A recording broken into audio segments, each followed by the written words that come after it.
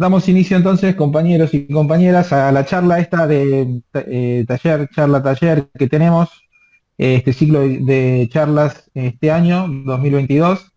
Tenemos a Eduardo Crespo con nosotros para compartir hoy día, así que te damos muchas gracias, Eduardo, por aceptar la invitación.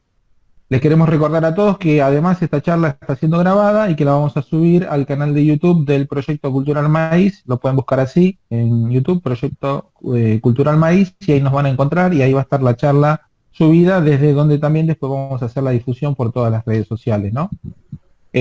Bueno, Eduardo Crespo nos acompaña hoy. Él es licenciado en Economía y Ciencia Política de la UBA y máster y doctor en Economía por la Universidad Federal de Río de Janeiro, y también es profesor en la misma universidad y en la Universidad Nacional de Moreno. Y vamos a tener ahora la charla sobre introducción a la historia ambiental y debates de actualidad, especialmente por este tema de la actualidad que tenemos sobre la exploración offshore. Así que bueno, vamos a tener unos minutos ahora donde Eduardo va a hacer su exposición y después seguramente podremos hacer preguntas, más o menos unos 30 o 40 minutos después. Hacemos un break y ahí podemos hacer preguntas. Bueno, eso es por mi parte todo, así que te damos el espacio y te damos las gracias, Eduardo, por estar con nosotros. Bueno, primero quería agradecer la invitación. Para mí es un placer acá estar con ustedes, estar así virtualmente, ¿no? Pero estar. Agradezco a Esteban, a Silvio, fueron quienes me invitaron a participar en esta discusión. Bueno, yo lo que voy a hacer es primero una introducción a un tema que hasta donde tengo entendido en Argentina es bastante poco trabajado. Yo hace un tiempo que ando con estos temas, no es que sea mi especialidad ni mucho menos, pero hace mucho que, digamos, frecuento esta literatura porque mi preocupación siempre fue el tema del desarrollo económico, pero con una perspectiva de largo plazo, y la historia ambiental, digamos, es justamente una historia, digamos, que combina dos cuestiones: el largo plazo, un análisis de largo plazo, combinado con un análisis también global, en realidad tres cuestiones, y la tercera es un análisis en general bastante materialista, así decir, son enfoques que no es que menosprecien la cultura o no es que menosprecien, digamos, el mundo de las ideas o cosas por el estilo, pero es ciertamente cuando piensan algunos procesos en general ponen más énfasis en algunas cuestiones que llamaríamos estructurales, como la geografía, el clima, los condicionantes naturales, etc. Bueno, en principio es una corriente que nace en las últimas décadas, aproximadamente. Empieza a haber ya trabajos que podríamos claramente clasificar de historia ambiental, aunque hay antecedentes muy anteriores, ya en la década del 70. Y diría que es una corriente que ha ido creciendo esencialmente con las preocupaciones de naturaleza ambiental. Digamos, y acá, en principio, creo que tiene una gran virtud todo este enfoque, porque lo que hace es plantear, digámoslo así, no solo las transformaciones que el hombre ha ido generando sobre los ecosistemas, sobre el medio ambiente, sobre el ambiente, ¿no? En general, sino también los impactos que el propio ambiente tiene sobre la historia humana, ¿no? Que son tan significativos cuanto digamos, los impactos humanos. Entonces, y tiene digamos, agrego otro elemento más, que es el tema de que en principio, y esto me parece también bastante fascinante, es un enfoque en donde, digamos, esta distinción entre ciencias naturales y ciencias sociales a veces es un poco borrosa. Diría mucho de los estudios, no sé si quienes conocen acá, por ejemplo, los trabajos de Jared Diamond o Alfred Crosby, digamos, combinan contribuciones de la historia, de la antropología, de la lingüística, de la biología, de la botánica, de la etología del comportamiento animal, de la astronomía, en fin, es un conjunto de arqueología, y varias otras disciplinas que convergen en un relato que en general bastante coherente, digamos. Entonces ahí esta distinción ciencias naturales, ciencias sociales también digamos, es bastante borrosa, porque básicamente la pregunta es cómo el hombre impacta sobre el ambiente y cómo el ambiente en diferentes circunstancias impacta obviamente significativamente sobre la historia humana, cómo impacta la geografía, cómo impacta el cambio climático, cómo impactó a lo largo del tiempo el cambio climático en la historia humana, cuál es la relación del hombre con el resto de las especies, etc. Entonces, diría que justamente trabaja esta, podríamos decir, esta bisagra que está entre las ciencias sociales y las naturales. Diría que estas dos cosas están muy presentes aquí. Podríamos plantear, digamos, primero vamos a plantear, me parece que para ordenar un poco, porque es muchísimo este tema, pero para ordenar un poco, primero tratemos de pensar los impactos del ser humano, digamos, sobre el ambiente, ¿no? Primero pensemos eso, y después voy a dar algunos ejemplos en sentido contrario, ¿no? Y después voy a tratar de llegar un poco a los problemas que me parece que son los que más les interesa a todos, pero por eso yo trato de contextualizarlos, problemas más vinculados con la actualidad.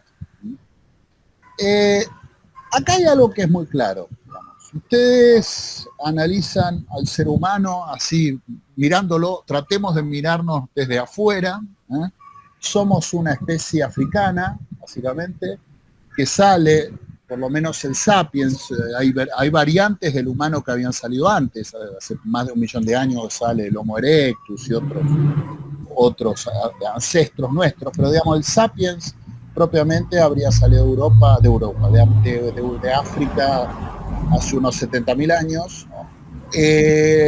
Los datos que hay son muy pocos, digamos, las estimaciones que tenemos sobre la salida del hombre del África son un poco borrosas en términos de números, pero lo que podríamos decir que algunas estimaciones dan más o menos una cantidad de seres humanos antes de salir del África, unos 300.000 habitantes. Es decir, había 300.000 humanos en el planeta cuando se sale del África.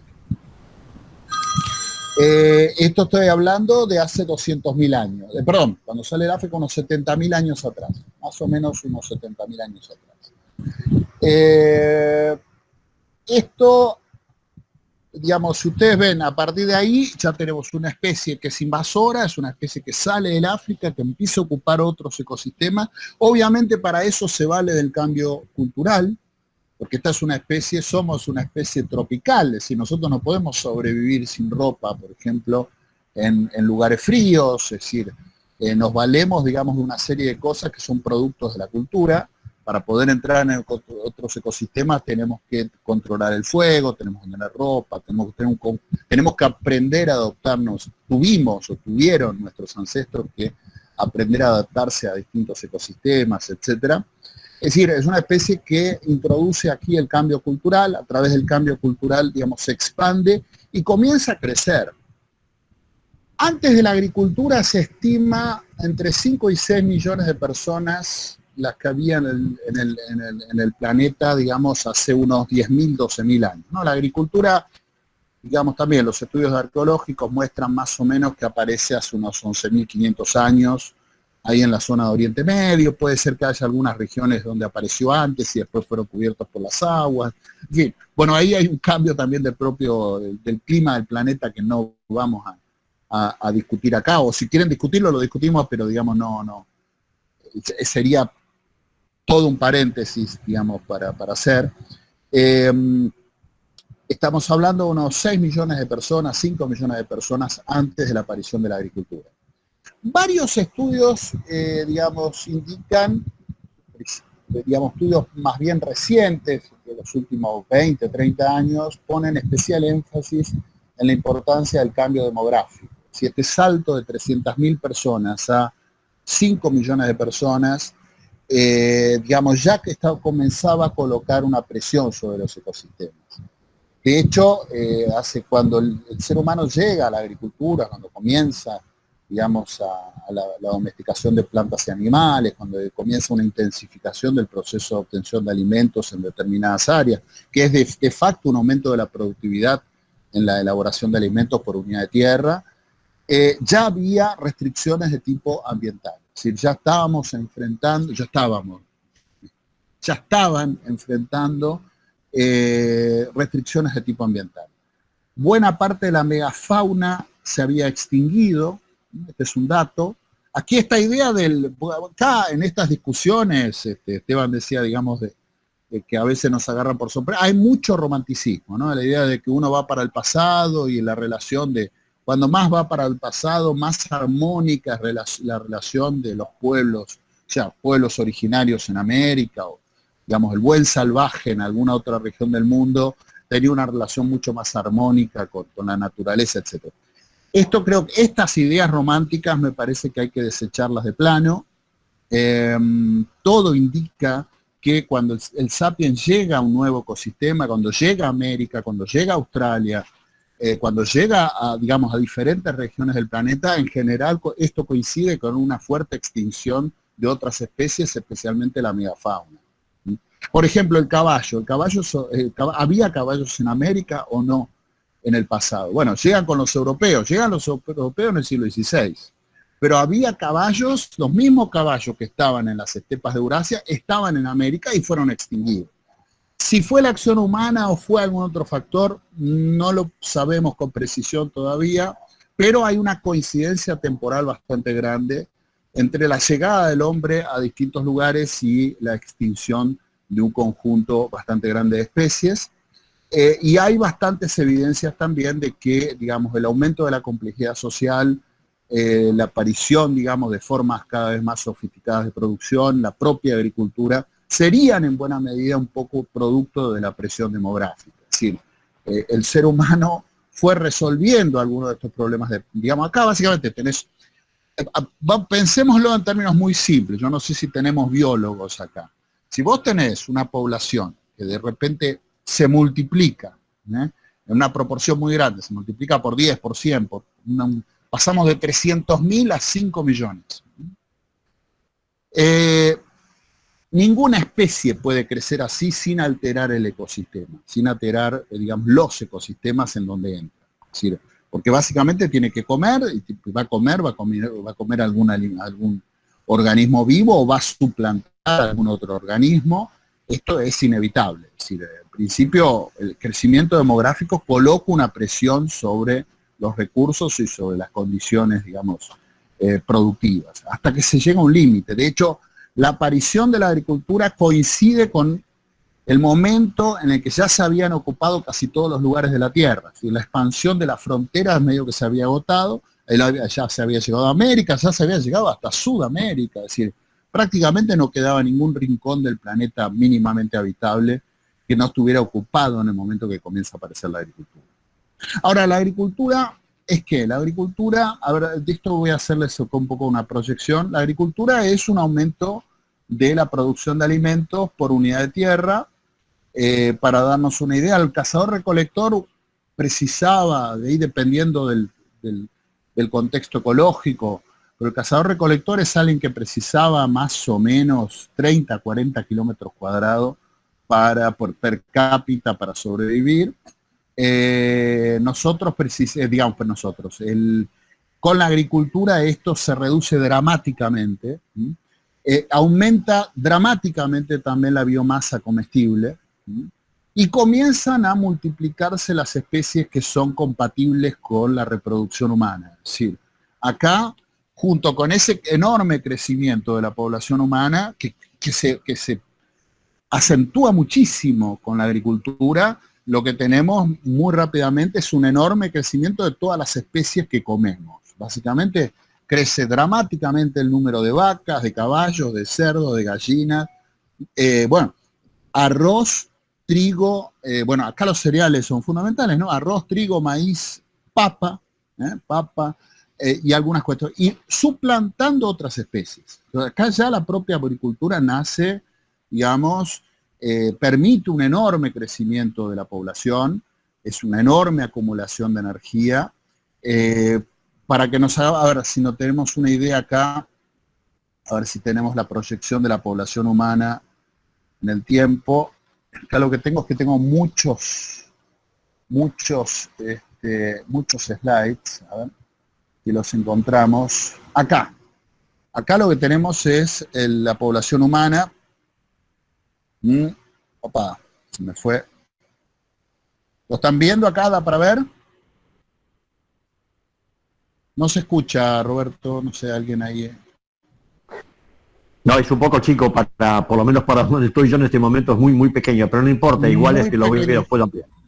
Está bien, después la mando. Digamos, acá pueden ver, más o menos, estiman un poco menos de lo que dije yo, 4 millones de seres humanos 10.000 años antes de Cristo, poco menos de lo que dije, y hoy estamos cerca de los 8.000 millones. Es decir, ninguna especie puede crecer así sin alterar el ecosistema. Lo que diferencia al ser humano, en este caso, digamos, de otras especies, es que el ser humano tiene no solo cultura, sino que tiene acumulación cultural. O sea, el ser humano va acumulando. Alguien dejó abierto un micrófono con el sonido de un perro. No sé si, es Raúl. Hay que pedirle a Raúl, por favor, que se mutee. Ahí está. Gracias. No, listo.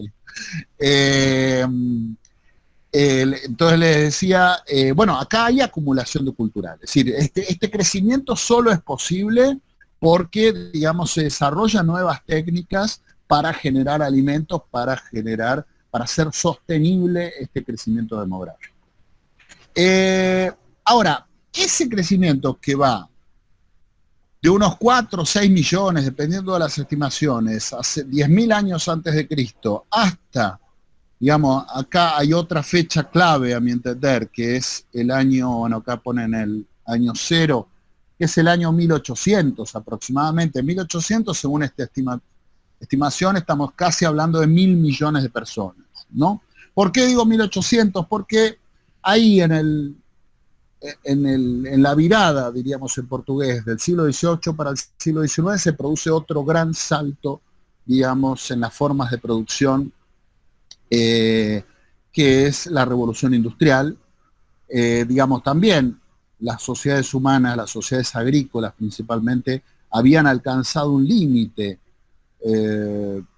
ya lo habían alcanzado mucho antes, digamos, pero tenían un límite que es básicamente la posibilidad de una expansión de una sociedad agraria, depende de la disponibilidad de tierras y de la disponibilidad de los recursos vinculados a la tierra. Diría, uno de los recursos que limitaba las posibilidades de crecimiento económico era obviamente la posibilidad de generar comida y la posibilidad de generar madera, por ejemplo. Se usaba madera como fuente de energía, se usaba madera para hacer fuego. Sin fuego no podemos vivir, somos una especie adaptada al fuego. Digamos, antes de ser seres humanos ya teníamos controlado el fuego, ¿no? Usamos fuego para cocinar, digamos, la mayor parte de los alimentos que ingerimos son alimentos cocinados. Usábamos fuego para fundir metales, usábamos fuego digamos, para generar luz, para generar calor, y simultáneamente se usaba madera para construir barcos, para construir casas, para construir cualquier tipo de cosa. Digamos, ahí en principio la madera era algo que digamos, competía con la producción de alimentos. Digamos, para producir madera es necesario tierra, es necesario un espacio físico. Entonces, en ese espacio físico se tienen animales o se generan alimentos para los seres humanos y los animales, o se tiene madera. Las posibilidades de expansión ya eran limitadas en el siglo XVIII. Uno ve, por ejemplo, y esto es bastante claro, antes del siglo XVIII no hay crecimiento económico, no existe el crecimiento económico como una tendencia persistente. Toda vez que había alguna presión de crecimiento, algún tipo de crecimiento, aumento de la demanda, etcétera, había un encarecimiento de la madera, eso generaba encarecimiento de los alimentos y eso tendía a frenar el proceso de expansión. A ver, esto lo guardé por algún lado. Una estimativa, obviamente, pero a ver si se los puedo mostrar. ¿Dónde? Bueno, no sé si a dónde lo tengo esto. Acá tenemos una estimativa, por ejemplo, del crecimiento, digamos, demográfico digamos que la línea oscura, y el crecimiento de los precios de los granos. A medida que crece la población, los granos se encarecían. Un poco la línea de, digamos, de David Ricardo. Algunos autores hablan de maltusianismo, Néstor, es decir, hay una presión demográfica que generaba una tendencia al encarecimiento de los alimentos. En la medida que la productividad en la producción de alimentos no crecía par y paso con la población, había más presión de demanda, eso obligaba a utilizar tierras peores o tierras más lejanas a los mercados, etcétera, y eso tendía a encarecer los alimentos. Ahora, ¿qué fue la revolución industrial? Sintetizando, no, es por lo menos para toda una clase el tema de revolución industrial. Y ustedes acá tienen, por ejemplo, el consumo de energía en Inglaterra y Gales y en Italia desde el siglo XVI, bueno, básicamente Inglaterra y Gales desde mitad del siglo XVI hasta mitad del siglo XIX. Al inicio, digamos, siempre, las fuentes de energía, digamos, esto está tomado de un autor que es Brickley, las fuentes de energía era el carbón, el agua, el viento, la leña, los animales de tiro, caballos, bueyes, burros, etc. Y la propia energía humana. Lo que vemos es que a partir principalmente del siglo XVIII comienza a crecer muy significativamente una fuente de energía que es el carbón mineral, el carbón, digamos, sí, un combustible fósil, carbón mineral, y que comienza a sustituir otras fuentes de energía. Ustedes pueden ver, por ejemplo, acá, a ver, ¿qué pasó acá? Acá tenemos, por ejemplo, qué porcentaje de la energía era provisto por distintas fuentes. En mitad del siglo XVI, 1/3 era la leña, 1/3 eran los animales de tiro, un poco más del 20% era energía humana, y después un 10% ya era el carbón. En Inglaterra es importante el carbón, el viento, el agua, etc. En porcentajes muy menores. En 1800, esto está, no sé si se agrandó, ¿qué pasó? Acá, 1859, la energía humana era menos del 4%, la energía animal, esto, a ver, ¿por qué pasa acá? Esto está agrandado, un segundito, esto está como salido de los márgenes. Ahí. La energía humana era menos del 4%, la energía animal era menos del 3%, la leña desaparece como fuente de energía, ya no hay presión sobre la madera, como encontrar la introducción creciente de carbón y la máquina a vapor, etcétera, es como, dice un autor, encontrar madera debajo de la tierra.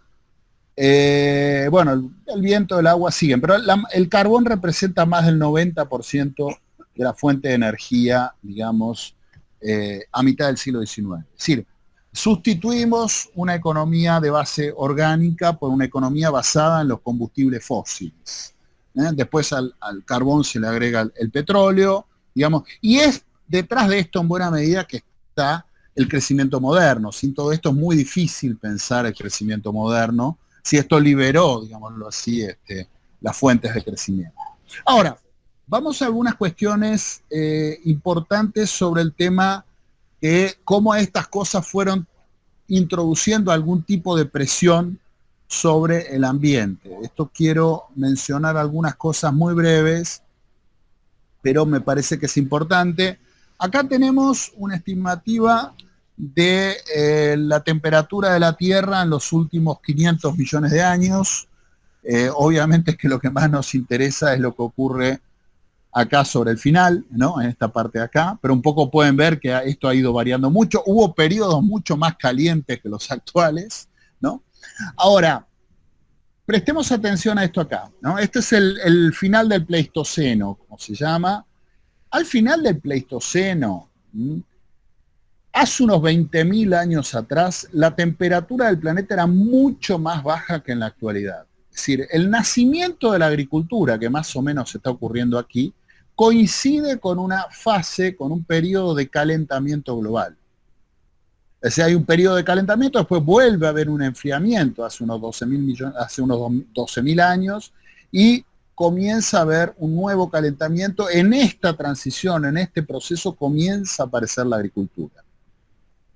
Acá hay todo un debate que obviamente me excede, yo digamos, puedo reproducir los términos del debate, no puedo, digamos, tomar partido, digámoslo así, que es cuándo comienza el llamado antropoceno, ¿no? Es decir, acá comienza lo que se llama de Holoceno, no sé si se llega a leer, que es básicamente este periodo que va del final del Pleistoceno, un periodo ya de temperaturas más elevadas, el nacimiento de la agricultura, unos 4.000, 5.000 años después el nacimiento de los primeros estados, las primeras civilizaciones, etc. Ahora, Gachi, ¿tenés un poquito de agua? Entonces, ¿cuándo comienza el antropoceno? ¿Qué significa antropoceno? Con relación al clima sería el momento a partir del cual el ser humano comienza a influir significativamente sobre el clima del planeta. Hay consenso que en los últimos 200 años, lo que se está discutiendo ahora sobre el calentamiento global es esto acá. Parece chiquito, porque uno lo pone esto en una escala de 500 millones de años, parece muy poco, y uno dice, bueno, pero pará, estamos haciendo semejante escándalo por este pequeño aumento. Esto es lo que dice Milei, ¿no? Creo que Milei sacó el otro día un gráfico parecido a este, y dice, no, mirá, siempre varía un montón, mirá, estamos haciendo esto por esta cosita acá. No, bueno, esto acá, digamos, hay cierto consenso entre los especialistas de que ese aumento acá, como una especie de exponencial que tenemos sobre el final, que habría que ponerlo a ver. Lo podemos mostrar, creo que lo tengo acá un poco más desagregado.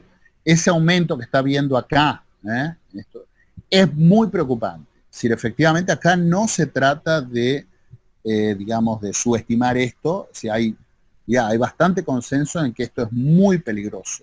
No solo porque va a aumentar la altura de las aguas, de los mares, que ya variaron muchísimo, es decir, en este periodo que les estaba mostrando acá, para tener una idea, a ver, en este periodo acá, cuando se pasa, y acá ya estamos hablando de seres humanos y demás, ¿no? Estamos hablando de sapiens. Acá cuando la temperatura comienza a calentarse, el nivel de las aguas sube más o menos unos 100 metros, es decir, hay muchas regiones del planeta que quedaron sumergidas por las aguas. Esto ya ocurrió. ¿Sí? Y de hecho, digamos, esto fue ocurriendo a lo largo de varios miles de años. Por eso es que hoy hay toda una arqueología submarina. Se supone que quizás la agricultura pudo haber nacido incluso en algunas otras regiones, que pudo haber estados anteriores a los que conocemos de Oriente Medio, etcétera. Digamos, civilizaciones perdidas, lo de la Atlántida, todo ese tipo de cosas puede ser que tenga algún origen en efectivamente civilizaciones que quedaron atrapadas abajo del agua. Ahora, el punto es, este calentamiento de los últimos 200 años, esto más o menos últimos 150, 200 años, es muy preocupante, ¿no? Estamos hablando de 1,5 grados de temperatura, la tendencia es clara, hay una tendencia al calentamiento, está subiendo el nivel de las aguas, y esto puede tener alteraciones de todo tipo, y las alteraciones climáticas siempre fueron especialmente relevantes en la historia humana. Así, ahora voy a mencionar esto. Primero, estamos en la discusión de cuánto el ser humano influye sobre el ambiente, después cuánto el ambiente influye sobre el ser humano, porque esto es un ida y vuelta.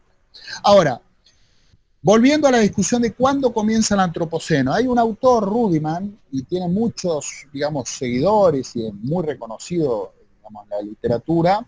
Él lo que dice es que el antropoceno no comienza en los últimos 200 años, si esta influencia creciente del ser humano sobre los ecosistemas y especialmente sobre el clima, para él comienza hace unos 8.000 años, tengo los datos acá, y básicamente es producto de la agricultura del arroz. La agricultura del arroz ya significaba, digamos, una intervención masiva, digamos, de sistemas sociales organizados sobre, digamos, determinados ecosistemas, que significaba básicamente un sistema de arroz de irrigación, ¿no? Un sistema de irrigación en gran escala, que agarraban los ríos, lo hacen todavía, estamos hablando de China, básicamente, China, norte de la India, esencialmente el Asia. Hay sistemas de distribución de las aguas, en el Nilo también, ¿no? Distribución de las aguas en todo un valle. Ahí hay un proceso por el cual, digamos, las bacterias acaban descomponiendo, digamos, materiales, distintos materiales, y esto suelta metano, y eso ya habría comenzado un proceso de calentamiento de la Tierra hace unos 8.000 años. Eso más la deforestación, ya hay evidencias muy claras de fuerte deforestación, unos 5.000 años, 4.000 años antes de Cristo, y esto ya habría coincidido con una influencia del ser humano sobre el clima. ¿Por qué dice esto Rudiman? Lo que él dice es que en realidad estos ciclos que ustedes ven acá, este aumento y decrecimiento de la temperatura, que esto responde a una serie de ciclos, digamos, del planeta y de los... Son 3 ciclos, uno ocurre cada 100.000 años, el otro cada 41.000 años, y el otro, si no me equivoco, cada 21.000 años. Eso da un ciclo de donde la Tierra se calentaba y se enfriaba, se calentaba y se enfriaba y se calentaba y se enfriaba durante más de 1 millón de años, y con bastante regularidad. Ahora, lo que ocurre es que se calienta hace unos 10.000, 12.000 años, 12.000 años más o menos, y no se vuelve a enfriar significativamente nunca más. Es decir, hay periodos de enfriamiento, pero en algún momento ese ciclo que tenía que volver a enfriarse, no volvimos a la edad de hielo porque ya estamos influyendo sobre el clima del planeta, ya estamos calentando el planeta desde hace aproximadamente 8.000, 7.500 años. Esto es la tesis de Rudiman. Si después, ahora porque estamos haciendo la presentación general, si después lo encuentro, se los muestro. Acá está. Lo que muestra es esto acá. Esta es la tesis de Rudiman, a ver si lo encontramos acá. Lo que muestra es que la tendencia natural debió ser un enfriamiento, pero unos 5.000 años atrás, esto da un punto de inflexión en donde, digamos, la Tierra vuelve a cuando comenzaba a enfriarse, comienza a revertirse. Y esto está asociado con el arroz de irrigación, con la deforestación y, bueno, obviamente más recientemente con los combustibles fósiles. Ahora, llegamos a los combustibles fósiles. Vamos rápido porque veo que ya pasaron varios minutos. Llegamos a los combustibles fósiles, tenemos la revolución industrial. Voy a bajar esto acá, voy a parar la presentación, esto lo digo con mis palabras, después si hay que mostrar algún dato más lo digo. Llegamos a la revolución industrial. La revolución industrial permite un crecimiento como nunca antes se vio en la historia, un crecimiento no solo de la población, la multipoblación. Hace 200.000 años éramos 1.000 millones de personas. Ahora estamos cerca de los 8.000. Se multiplicó por 8 en 200 años.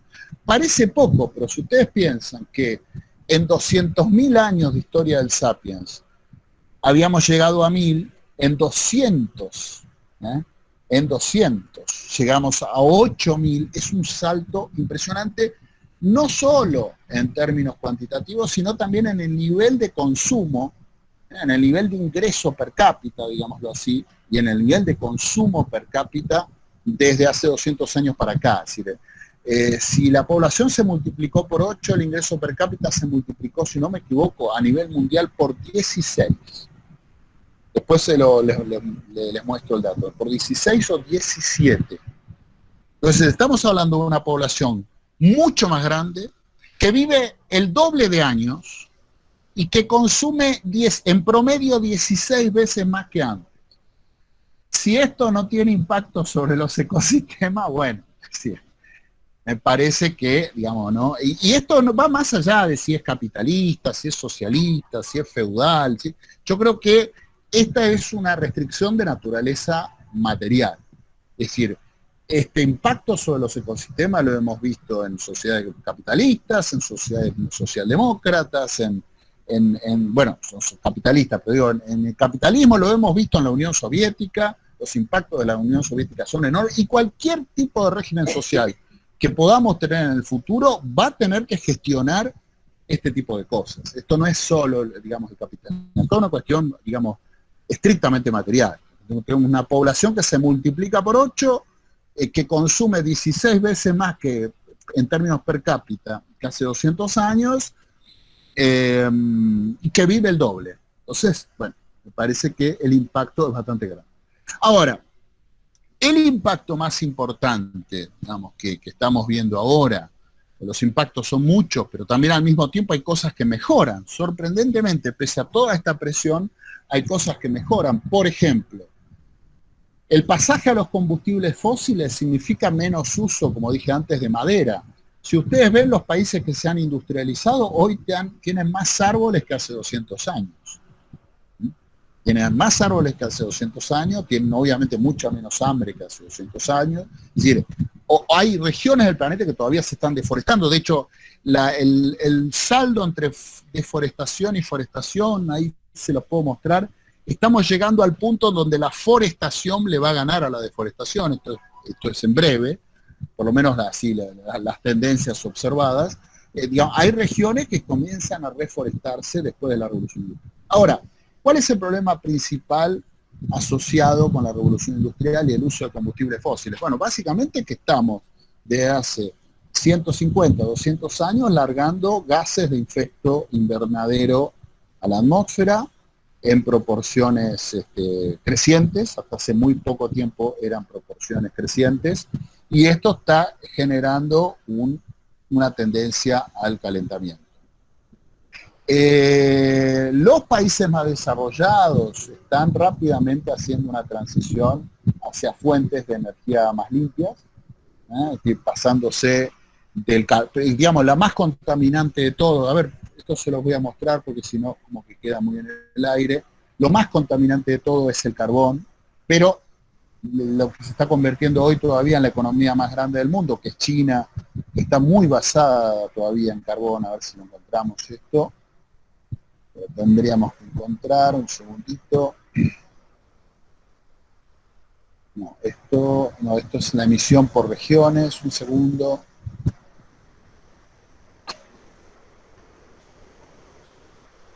Acá. Acá tenemos acá tenemos el tema de las fuentes de energía. Bueno, la biomasa obviamente es todo lo que comemos, ¿no? Alimentos, básicamente, bueno, alimentos, ¿no?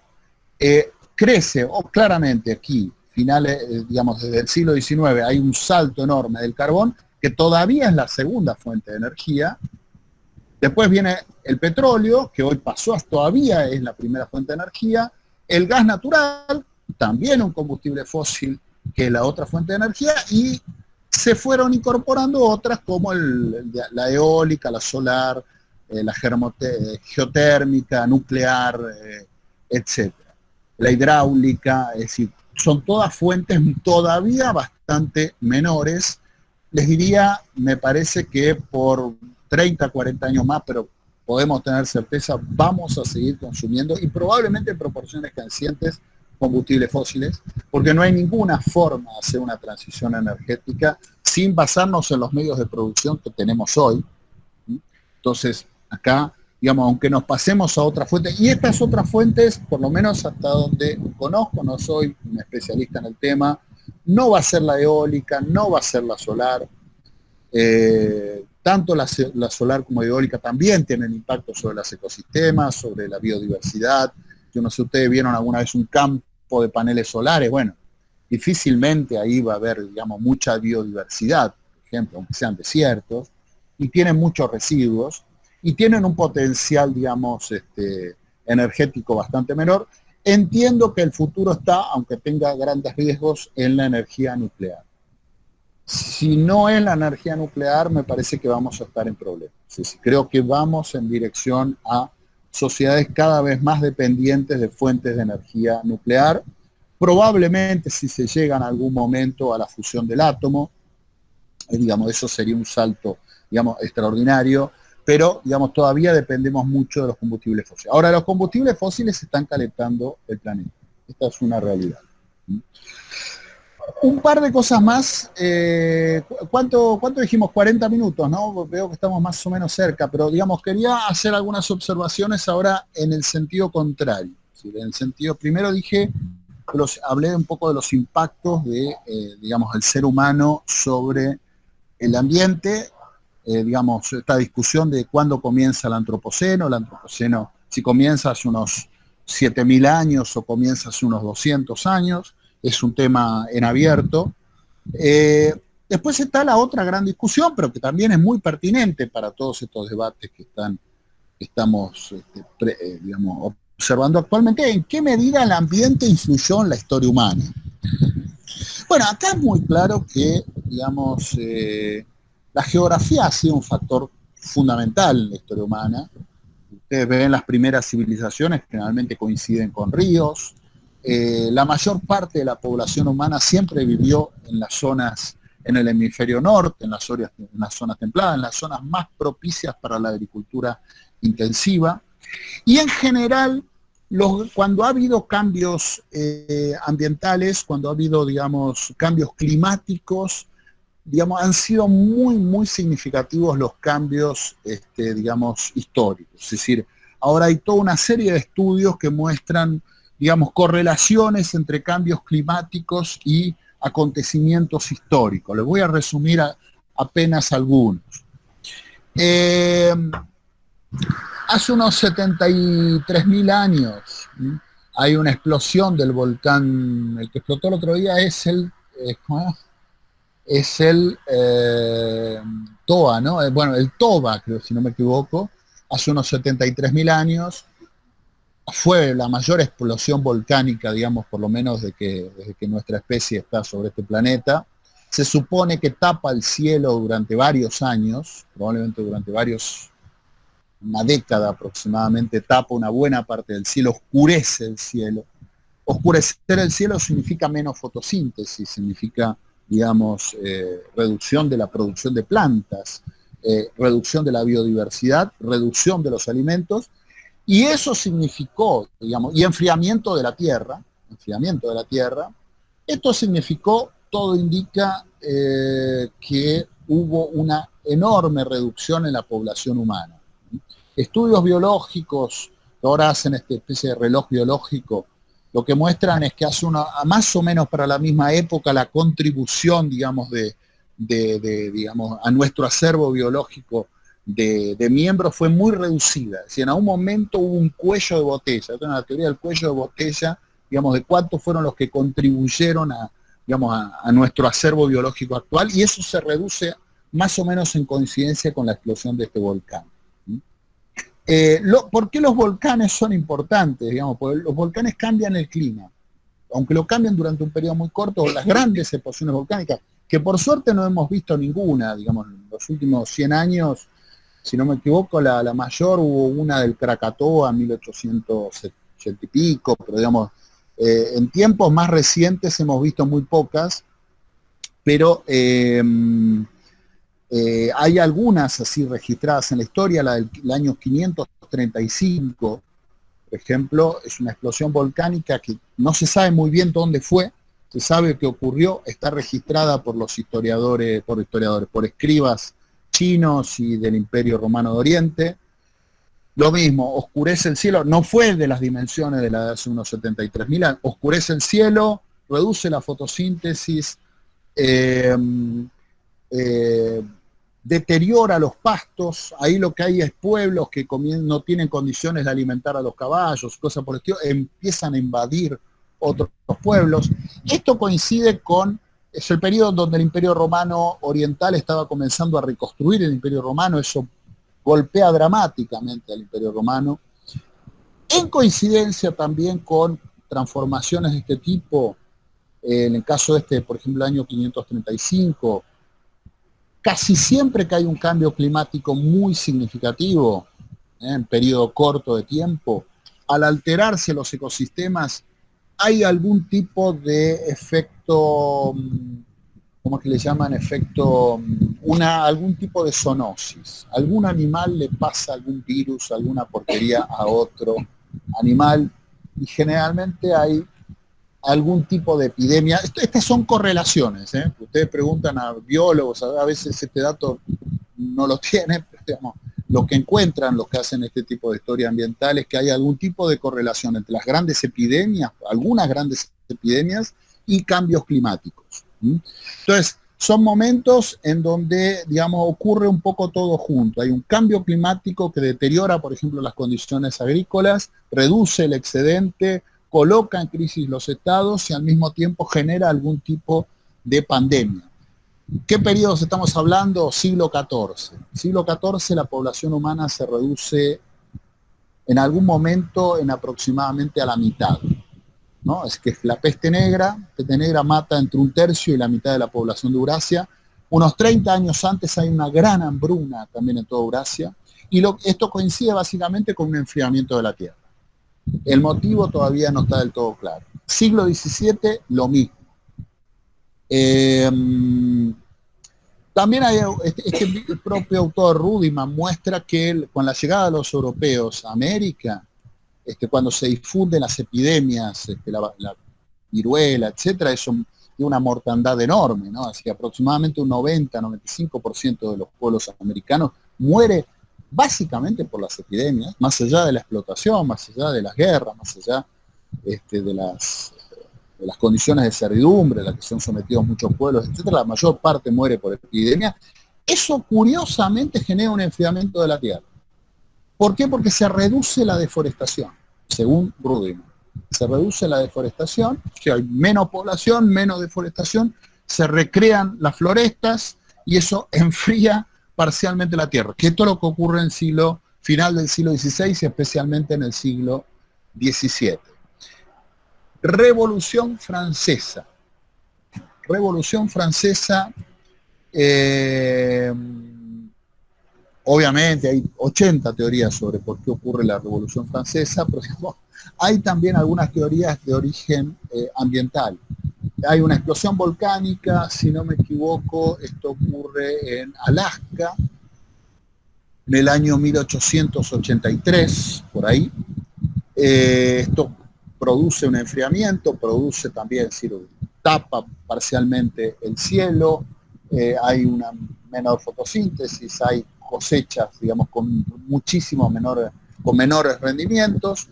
Esto coincide obviamente con la guerra digamos, por la independencia de Estados Unidos, que ya había colocado al Estado francés en una crisis fiscal.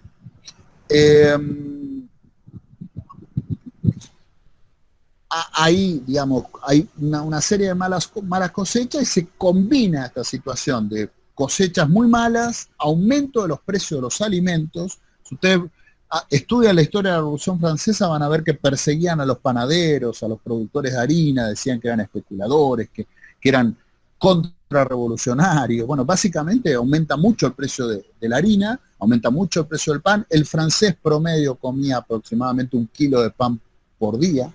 Era, digamos, la dieta básica, era la ración, digamos, del campesino francés, y es uno de los elementos que contribuye a la Revolución Francesa. Esto para mostrar también que del otro lado también es muy importante, si no solo el ser humano está influyendo sobre el clima, sino que los cambios climáticos, por los motivos que sean, también influyen decididamente sobre la historia humana. Hay una serie de estudios que muestran, por ejemplo, una alta correlación entre cambios climáticos y las caídas o formación de nuevas dinastías en China. Es decir, cada caída de una dinastía en China en general coincide con algún tipo de crisis agraria que está relacionada con algún tipo de cambio climático. Ahora, vamos para la actualidad. Concentrémonos ahora un poco más en los temas de actualidad. El debate ambiental llegó para quedarse. Creo que va a ser uno de los temas del siglo XXI, porque efectivamente estamos frente a un proceso, estamos frente a una restricción ambiental, hay un calentamiento de la Tierra, hay ecosistemas que se están deteriorando. Esto seguramente ya tiene y va a tener más aún impactos en el futuro. Y aquí viene un poco el debate de qué se debe hacer, para dónde se va, qué puede hacer un país de las características de la Argentina, cómo enfrentamos este tema. Yo creo que muchos, como estábamos discutiendo antes de empezar con Esteban, etcétera, es como que estos temas los agarra un poco de sorpresa. A la clase política la agarra un poco de sorpresa, y a veces se hace un poco difícil, digamos, ver cómo se reacciona, cómo se responde a este tema. En principio diría lo siguiente: yo no veo otra alternativa en el mundo hoy frente a este tema que no sea, digamos, por el lado tecnológico. Yo no veo ninguna posibilidad de superar estos problemas que no incluya un aumento de la productividad, en el sentido de usar menos recursos para producir lo mismo o para producir más. Por ejemplo, cualquier reducción en la productividad de la agricultura, esto que se está hablando tanto ahora, la agroecología, la agricultura orgánica, todo bien, pero si no aumenta la productividad de la agricultura, vamos a usar más tierra para producir la misma cantidad de alimentos. Usar más tierra significa menos biodiversidad, significa menos árboles, significa más deforestación, significa... Y esto con todo. Si cualquier cosa que reduzca la productividad va a tener efectos muy negativos sobre el ambiente. En el caso puntualmente de la energía, es lo que les dije, creo que vamos hacia energías más limpias, digamos, hay presiones grandes y hay mucha plata en juego ahora para ir hacia energías más limpias.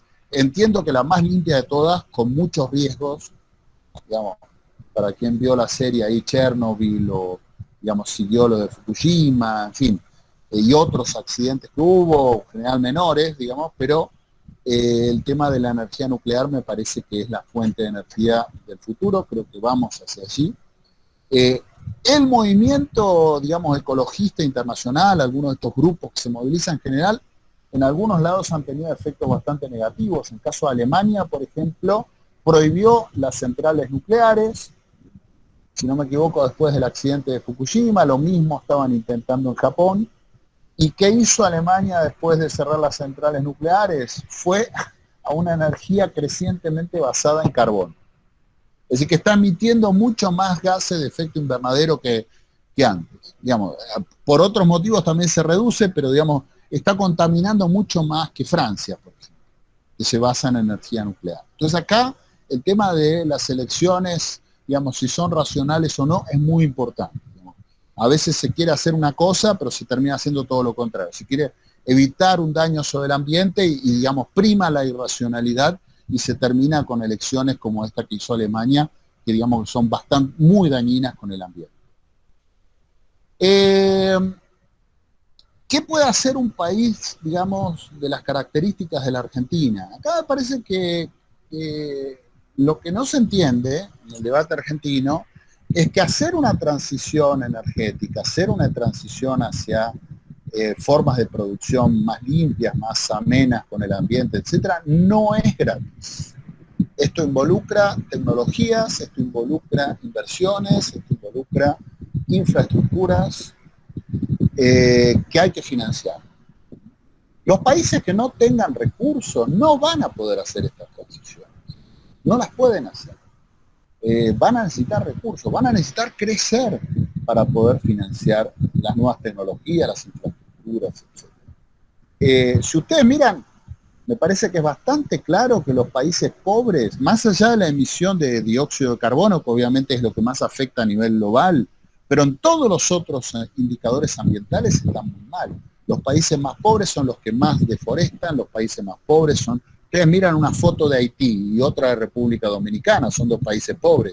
Pero digamos, Haití es bastante más pobre que República Dominicana. Está mucho, miren el mapa, pongan el Google Earth. Van a ver ahí que es mucho más deforestado Haití que República Dominicana. ¿Por qué? Porque no usa combustibles fósiles.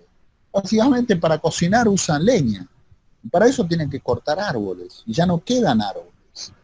Entonces, si ustedes van, por ejemplo, ¿dónde van a encontrar más basurales? ¿Dónde van a encontrar plomo en sangre en los chicos, por ejemplo, en la actualidad? En los barrios humildes. La Argentina tiene más de 5.000 basurales a cielo abierto. No es un tema de gran discusión en la Argentina. Y acá aparece algo que, digamos, a mí por lo menos me llama mucho la atención. No soy muy afín a las teorías conspirativas, ni mucho menos, pero, digamos, aparece con estos argumentos ambientales, aparece un movimiento anti-exportación. Es decir, están, como decíamos ahí con Esteban, están en contra de las granjas porcinas, están en contra de la minería, están en petróleo offshore, están en contra de vaca muerta, están en contra del salmón, cualquier opción que tenga algún potencial exportable tiene la inmediata oposición de estos grupos. Ahora, esto les digo, digamos, después de este acuerdo con el FMI, simplemente lo ratifica, pero digamos ya se podía decir desde hace mucho antes, si Argentina no aumenta significativamente sus exportaciones en los próximos años, la economía argentina está muerta.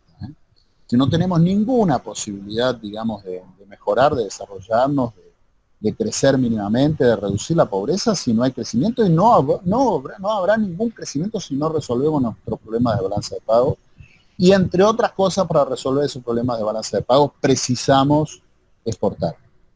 Pero aquí, justamente, cualquier alternativa que aparece de exportación, cualquier alternativa nueva de exportación, y las viejas también, porque están en contra de la soja transgénica, están en contra del HB4, ¿no? Este trigo, digamos, preparado para el estrés hídrico. O sea, algún trigo que está, digamos, adaptado para enfrentar sequías, también se oponen a eso. Cualquier alternativa de exportación tiene la oposición de estos grupos. Y lo que es más grave acá también es que, a mi entender, por lo menos, lo que están haciendo es reforzar el poder de veto, la capacidad de, digamos, de control sobre la economía argentina, porque controlan las divisas, controlan el recurso estratégico, están reforzando el poder del agropampeano, porque acá están impidiendo, dificultando el desarrollo de cualquier actividad en las provincias, esencialmente. Es decir, tenemos un país súper macro, digamos, súper desproporcionado en su distribución geográfica y económica, está casi todo concentrado en la pampa húmeda, digamos, en el entorno de la ciudad de Buenos Aires.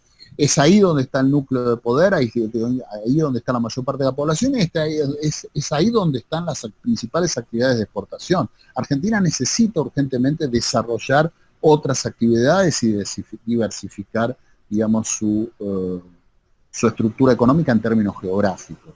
Y esto tiene la oposición principalmente de estos grupos. Ahora, para hacer una transición demográfica, una transición energética, vamos a precisar recursos. Esto no va a ser gratis. Ustedes miran, digamos, a ver, hubo incendios, hace poco hubo incendios sobre todo el tema en la provincia de Santa Fe, en varios lugares, en la Patagonia, etcétera, un montón de incendios.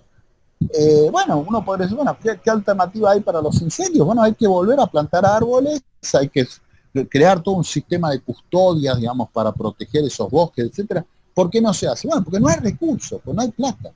Entonces, proteger el ambiente requiere recursos, requiere inversión, requiere infraestructura. Si la economía no sale del pozo donde está, digamos, la situación ambiental va a empeorar también. Acá, digamos, acá puede haber una contradicción entre la economía y el ambiente en términos de que efectivamente un crecimiento económico conlleva más gasto de energía va asociado con combustibles fósiles, por ahora seguimos dependiendo de los combustibles fósiles, y eso tiene un deterioro ambiental. Acá hay una contradicción, esto no se puede negar, pero, digamos, para resolver esos problemas necesitamos desarrollo. Los países que más rápidamente se van adaptando o van adaptando su estructura productiva a los requerimientos ambientales son los países que se desarrollan y son los países que tienen condiciones de hacer grandes inversiones. China reforestó o forestó, porque en algunos casos nunca hubo, casi todo, nunca hubo árboles, casi todo el Himalaya, todas las zonas del Himalaya, ¿no? En China están reforestando, digamos, una capacidad de intervención enorme, y están pasando, digamos, a una matriz cada vez más basada en otras fuentes de energía, por ejemplo la eólica, la solar, etcétera, en tiempo récord. Si China es el país que más contamina, y al ritmo que va a ser, digamos, proporcionalmente, digamos, a lo que produce, va a ser de los países que menos contamina en unos 10, 15 años. Y esto lo puede hacer porque el dinamismo de su economía lo permite, porque no tiene problema de balance de pago, porque tiene una capacidad de inversión enorme, porque, digamos, bueno, en fin, no preciso explicar el caso chino. Los países como la Argentina, digamos, que están contando las monedas, tenemos 2.000 millones de dólares de reserva, no vamos a poder hacer la transición a nada.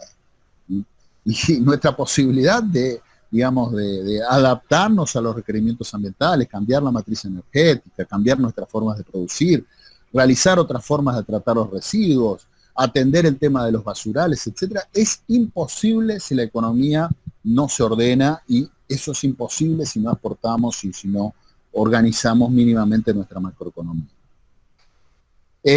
Bueno, no sé, yo ya un poco lo básico, algunas cosas básicas las dije y prefiero ir más para el tema de las preguntas, porque ahí tengo, digamos, ahí, en mi caso, creo que es mejor siempre, digamos, un segundito que se me está cayendo la batería.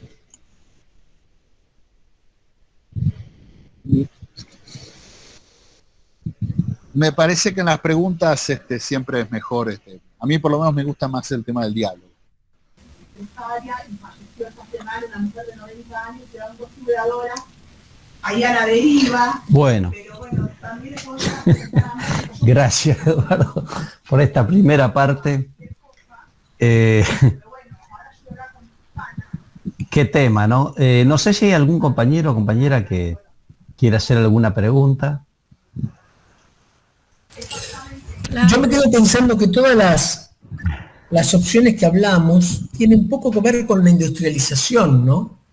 Y cada día me convenzo más que esto de que no nos industrialicemos es un plan que viene de afuera, ¿no? Que nos pone permanentemente, manea en las patas, ¿no?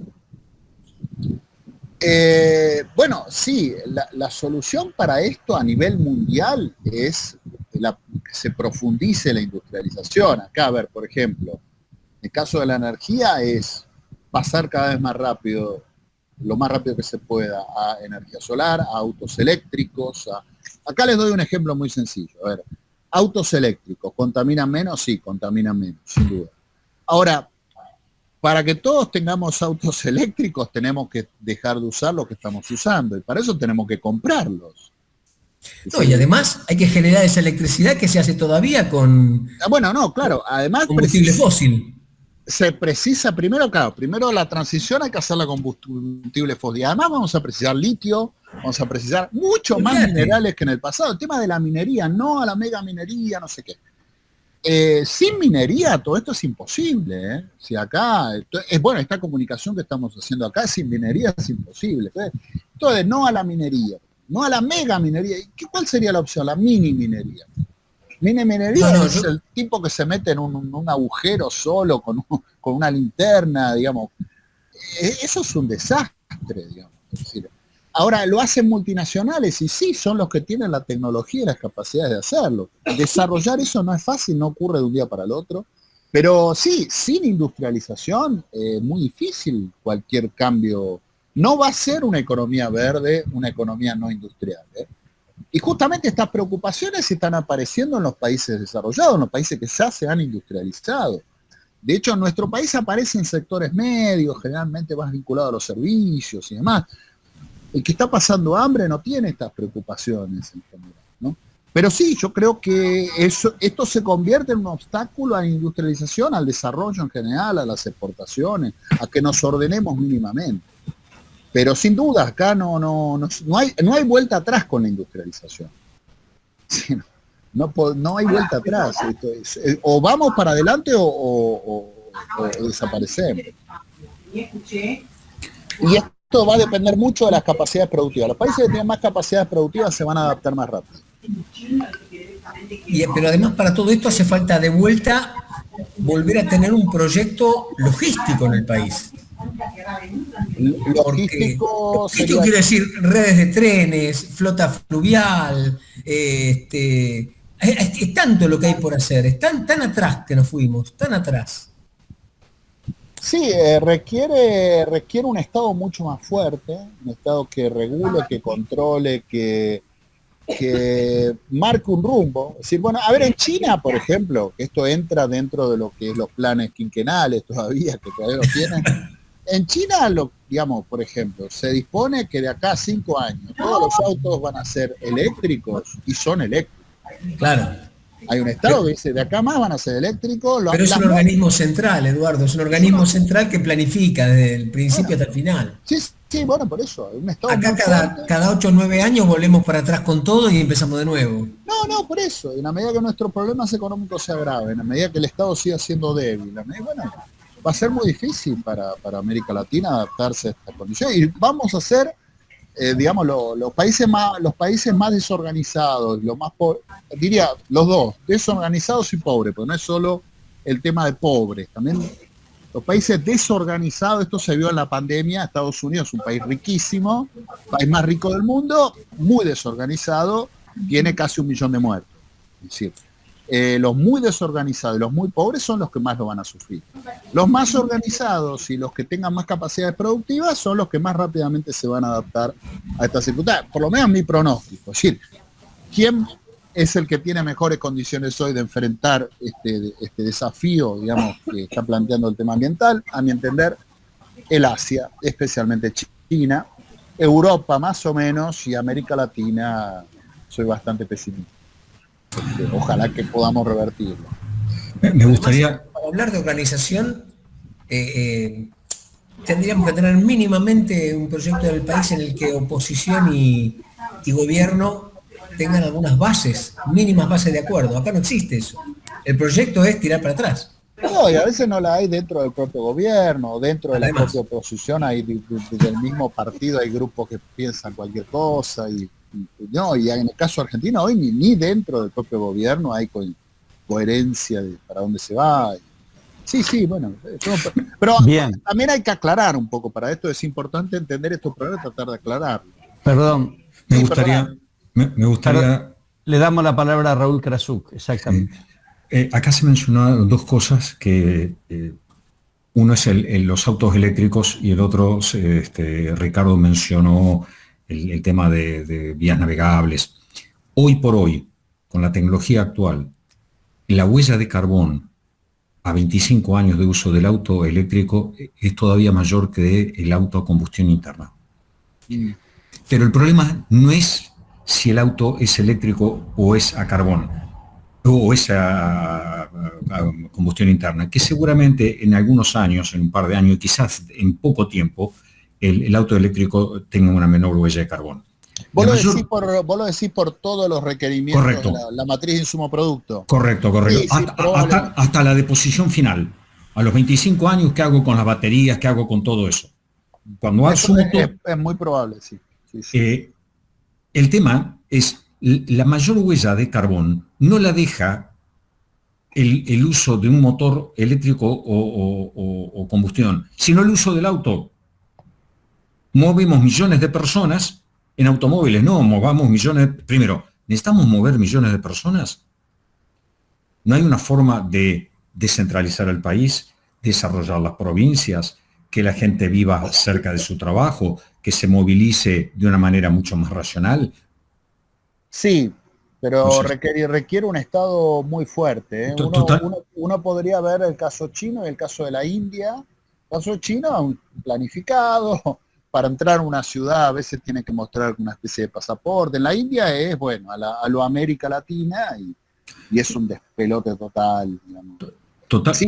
Totalmente de acuerdo, Eduardo. Y ahí me gusta, mencionaste la palabra románticos, ¿no? Cuando hablabas de algunos grupos ecologistas con una actitud netamente conservadora.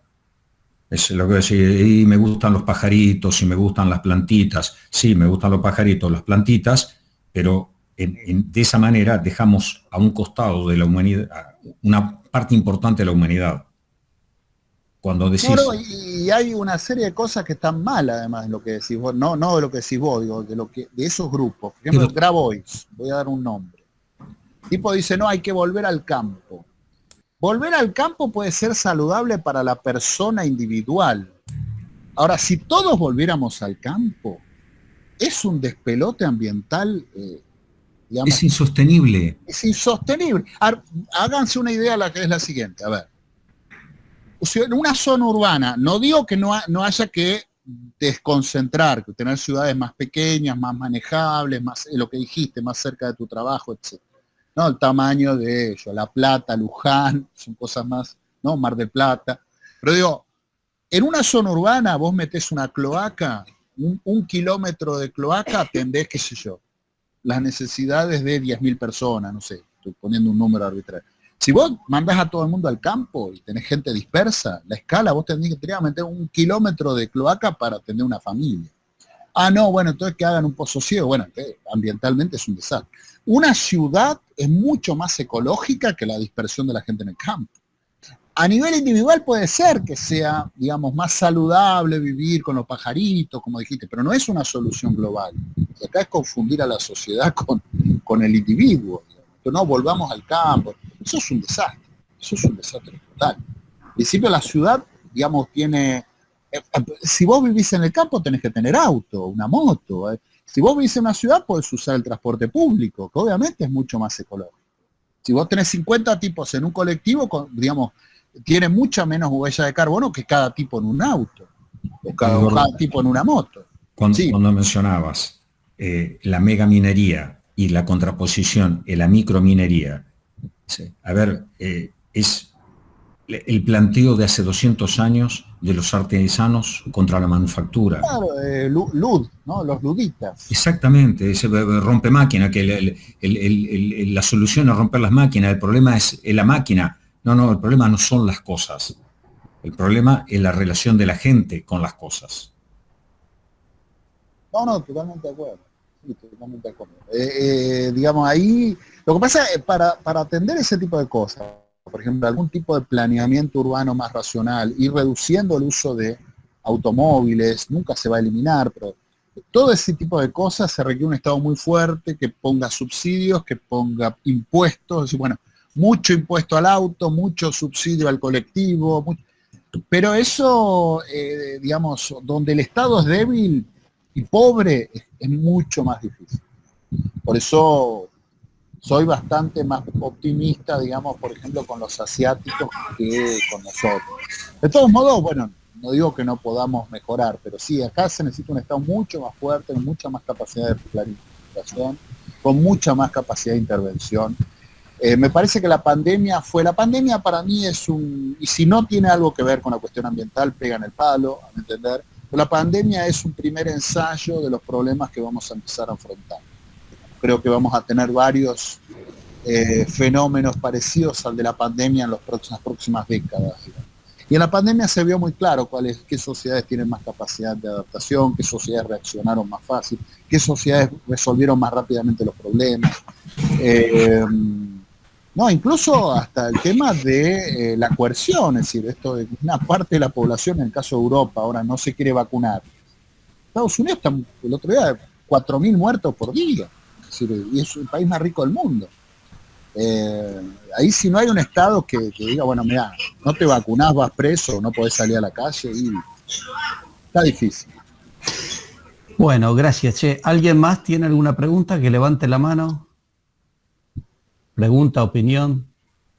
Me parece que Sonia había dicho como quería. No sí, sé. yo tenía, pero me dale. vinieron a invadir, así que me tengo que escapar del lugar. Bueno. Porque estaba en la Mientras- cocina y me vinieron a comer. Bueno, Bueno, tenía varias preguntitas, consultitas. Quería saber el tema de los ecologistas, que tanto engancha el discurso en gente como uno, que no conoce nada. Si es tan inocente o realmente está planificado esto de que sea así, de enganchar con esto, si realmente es que, más allá de que pega, o sea que Sí, muchos no yo se... nunca fui muy partidario de las teorías conspirativas, ¿no? Es decir, en general seguramente hay explicaciones mejor, uno encuentra una explicación mejor, más allá de que las conspiraciones existen, ¿no? Lo que uno ve es que tienen financiamiento generalmente muy, muy oscuro, ¿no? Es decir, las ONG principalmente tienen financiamiento norteamericano, europeo, y son las mismas ONG a veces que aparecen en movidas, digamos, contra gobiernos populares, después aparecen como movimientos ecologistas. Y hay que ver ahí la ruta del dinero ONG, ¿no? Yo creo que ONG es una de estas cosas que uno dice, hay que ver para quién juegan, ¿no? Después, yo creo que la gran mayoría, digamos, se mueve con sinceridad, es decir, lo hace honestamente, es más, digamos, hace las veces de alguien que se mueve, digamos.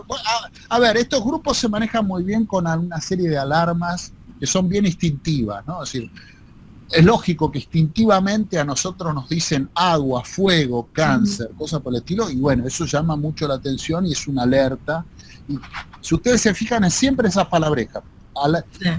Cáncer, agua y algunas cosas más. Y bueno, cáncer, entonces, ahí eso moviliza, y generalmente buscan enemigos que son fáciles, así, multinacionales, digamos, gobiernos, a veces gobiernos impopulares, generalmente buscan así algún enemigo que sea más o menos fácil que Monsanto, por ejemplo, cosas así, ¿no? Pero sí, el discurso es completamente irracional y en general es así, muy demagógico, efectista, esto de Greenpeace sacándose una foto, gente empetrolada, es cualquier cosa, así. Yo no sé si hay una conspiración, pero me parece que lo que están haciendo es bastante complicado, digamos, para el país. Me parece que es bastante complicado.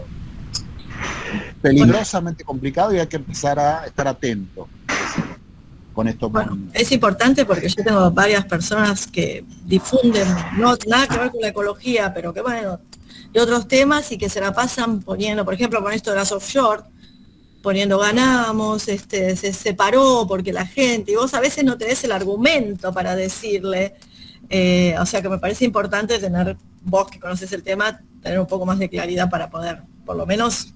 Y movilizan sectores medios vinculados a los servicios. Ajá. Y ahí hay mucho sector medio de servicios que no depende de eso, no va a trabajar en una plataforma offshore, no está en eso, no le toca su bolsillo. Entonces, bueno, preocupa por el agua, las gaviotas, los delfines, claro, la ballena. Tal vez, digamos, cuando uno mira a esta gente que se preocupa, viajan un montón, por ejemplo. Vean los grupos ecologistas, la gente que se moviliza, se la pasan viajando. Ahora, esto, Raúl, que mencionaba el tema de la huella de carbono, subir un avión de 200 toneladas a 10.000 metros de altura, y yo viajo, yo no estoy diciendo no estoy haciendo acá ninguna declamación, digamos, moral, estoy diciendo, hay que ser un poco consciente también de qué es lo que cada uno hace. Subir un avión de 200 toneladas a 10.000, 12.000 metros de altura, tiene una huella de carbono enorme, eso impacta mucho más que casi cualquier otra actividad productiva de la que se puede participar.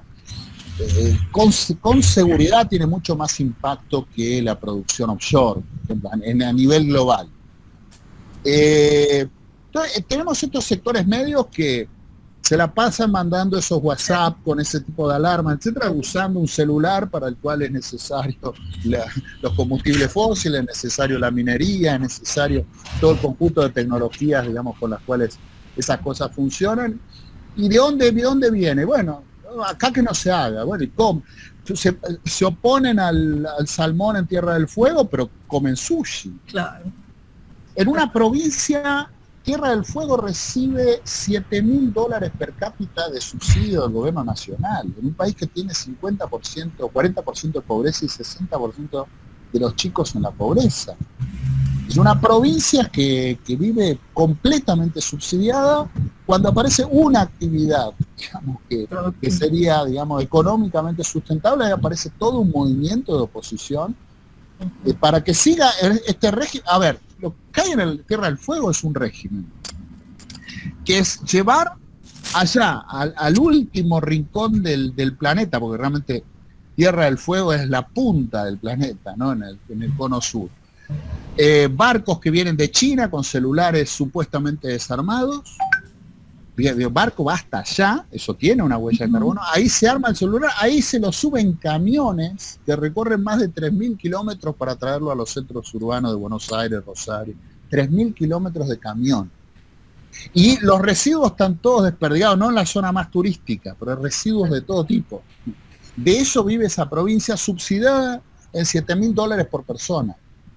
Pero apareció lo de los salmones, ahí sí, ahí hicieron la gran movida contra el salmón, etc. Y comen salmón, porque comen sushi. Entonces, acá hay toda una clase media que está acostumbrada a una serie de consumos y formas de vida, pero que se moviliza por estas cosas y no se evalúa a sí misma, digamos, con los impactos de todo esto. Entonces, Es muy irracional la forma como se está planteando el tema en la Argentina. Muy racional y con efectos cada vez más perversos. El otro tema que también te quería consultar, este tema de, bueno, vos decís los países más desarrollados van a poder hacer más fácil la transición. Pero a la larga, si la mayoría, como vamos a hacer los no desarrollados, vamos a seguir igual, no la va a hacer gratis tampoco. Tipo como esto de la vacuna, ¿no? Que decimos, bueno, la vacuna no llega a África, te viene otra variante, bueno. No, está bien, es verdad. Lo que pasa es que es cierto que, por ejemplo, si el tema del calentamiento, que es el tema más importante, si Estados Unidos, Europa, China reducen las emisiones, si Uruguay, Argentina y, no sé, Uganda no las reducen, el impacto es muy menor, digamos, porque acá el tema de Estados Unidos ya redujo muchísimo, Europa también, China va en esa dirección.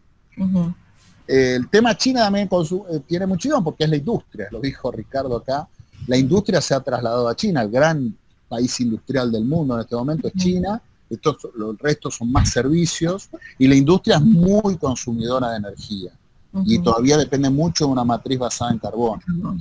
Algunas cosas se van a resolver a nivel planetario, pero sí, a ver, ¿qué es lo que le dependería digamos, en la medida que haya países muy desorganizados, muy pobres, que no tengan posibilidad de regular nada, hay deterioros ambientales que van a ser globales. Si se largan residuos radioactivos ahí en la costa de Somalia, porque no hay ningún estado que lo pueda controlar, negociar con algún pirata para que lo haga, bueno, eso va a contaminar toda la región, el Océano Índico, en fin, sí, seguro, estoy totalmente de acuerdo. De todos modos, algunas cosas van a ir mejorando, diría, no. También acá hay un discurso pesimista, estamos al borde del colapso, hay que tener cuidado con eso. El problema existe, digamos, no caer en esta cosa de Donald Trump, Bolsonaro, Milei, que dicen que no pasa nada, es todo mentira, que es un invento de los comunistas, porque esto no es así. Sí, hay problemas ambientales globales, hay una tendencia al calentamiento, esto tiene efectos sobre el nivel de las aguas, sobre el tema de los efectos invernaderos, probablemente también sobre los rayos solares sobre el cuerpo humano, en fin, hay un montón de problemas ambientales que andan dando vuelta, pero el tema de que estamos frente a un colapso total, o vamos a morir todos de cáncer, porque esto es el tema del cáncer, ¿no? Sí. Yo obviamente no estoy de acuerdo de que se rocíe con glifosato una escuela rural. Eso es una locura, digamos, tiene que haber una sanción al tipo que hace, no tiene que meter preso. Ahora, la correlación entre cáncer y el uso de agroquímicos no existe. Si los estudios que he visto, vean ustedes el mapa del cáncer en Argentina, no coincide para nada, digamos. Entonces, acá hay mucha cosa que también es muy manipulada, hay que tener mucho cuidado. Y creo que la gente ingenuamente cae porque, digamos, obviamente venimos también de una época neoliberal en donde todos sentimos que nos han sacado algo. Y es lógico que digamos, que se piense eso. Pero hay mucha manipulación de ese lado también. Sí, una cosita más, ya terminó. También es muy difícil cuando uno se quiere informar, saber cuáles son las fuentes válidas. Es complicadísimo. Porque a mí me pasó con nuestro offshore, quise leer y no sabía realmente de dónde sacar el fundamento, porque eran tan contradictorias una con la otra, o te llenaban de petróleo Mar del Plata o no pasaba nada. Entonces, yo creo que ahí lo más conveniente es leer algunos de estos textos así de estos temas a nivel global, por ejemplo. Petróleo vamos a seguir utilizando, no funcionamos sin petróleo. Si mañana se acaba el petróleo, muere la mitad de la población mundial. Porque petróleo lo necesitamos, no solo para movilizarnos, lo necesitamos para los plásticos, lo necesitamos para los fertilizantes. La mayor parte de los fertilizantes son derivados del petróleo, o una parte muy grande, digamos. Entonces, si mañana no hay petróleo, este mundo que conocemos no existe más. Entonces, petróleo se va a seguir utilizando. ¿El petróleo tiene problemas? Sí, no solo porque puede caer petróleo en los mares, que me parece que es un problema, pero no el mayor. El problema mayor es que efectivamente hay gases de efecto invernadero asociados con los combustibles fósiles, y eso hay que resolver. Eso hay que resolverlo porque si no vamos a una situación muy complicada. Ahora, si se entiende, digamos, que el mundo va a seguir utilizando petróleo por mucho tiempo, y que al mismo tiempo el mundo no sería el que es hoy, y no viviríamos, no tendríamos un promedio de 80 años per cápita, 80 años por persona de esperanza de vida sin los combustibles fósiles. Esto, digamos, lo que ha ocurrido en los últimos 200 años está íntimamente vinculado a la revolución industrial, a las transformaciones que vinieron asociadas con eso, a la revolución tecnológica, etc. Entonces, yo creo que entender un poco esos grandes, más que ir a qué posición tomo con el offshore en Mar del Plata, es entender las grandes tendencias. Ahí después me parece que te ordena más para cómo pensar el offshore, cómo pensar la minería, cómo pensar casi cualquier cosa. Por lo menos mi recomendación es grandes libros ordenador. Hay una muy buena ahora de Scholewek, después les puedo recomendar alguna, que dan alguna idea así, bueno, tomemos cuidado con las alarmas.